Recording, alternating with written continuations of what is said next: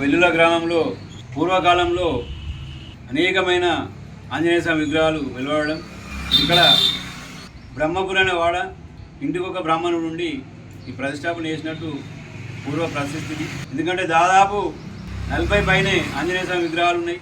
మా వెల్లుల గ్రామంలో పూర్వం నుంచి 40కి పైగా హనుమాన్ మందిరాలు ఉన్నాయి. ఎందుకనగా మరి ఇక్కడ బ్రాహ్మణుల కుటుంబాలు వందల ఉండేవి కాబట్టి మరి ఎందుకంటే వీధికో హనుమంతుడు నిలబెట్టడానికి కారణం ఏంటి అంటే మరి ఇక్కడ బ్రాహ్మణులు అధికం ఉండి ఎవరికైనా ఏమైనా కష్టం వస్తే మరి ఒక మందిరం నిర్మించినట్టయితే మీకు మంచి జరుగుతుందని చెప్పడం వల్ల ప్రతి వీధికి ఒక మందిరం నిర్మించడం జరిగింది. ఎవరికి వాళ్ళు స్వచ్ఛందంగా ఒక మందిరం నిర్మించుకొని నిత్య పూజలు చేయడం జరుగుతుంది. దీక్ష ఇప్పుడు ప్రతి సంవత్సరం దీక్ష తీసుకుంటా, నాతో పాటు సాములందరూ దీక్ష తీసుకుంటారు. నుంచి దీక్ష తీసుకోవడం జరిగింది. ఇక్కడనే ఉంటాం, ఇక్కడనే భజన చేస్తాం, ఇక్కడనే అల్పాహారం భిక్ష భజన అన్ని ఇక్కడనే చేస్తాం.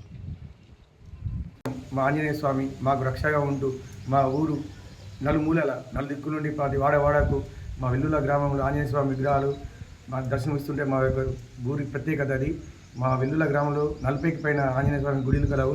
దానికి మేము ప్రత్యేక పూజలు అనగా నిత్య పూజలు జరుగుతూ ఉంటాయి. అలాగే మేము ఈ హనుమాన్ దీక్షలో 41 రోజులు 41 గుడిలు వారు తిరుగుతూ ఉంటాం, ప్రత్యేక పూజలు చేస్తూ ఉంటాం.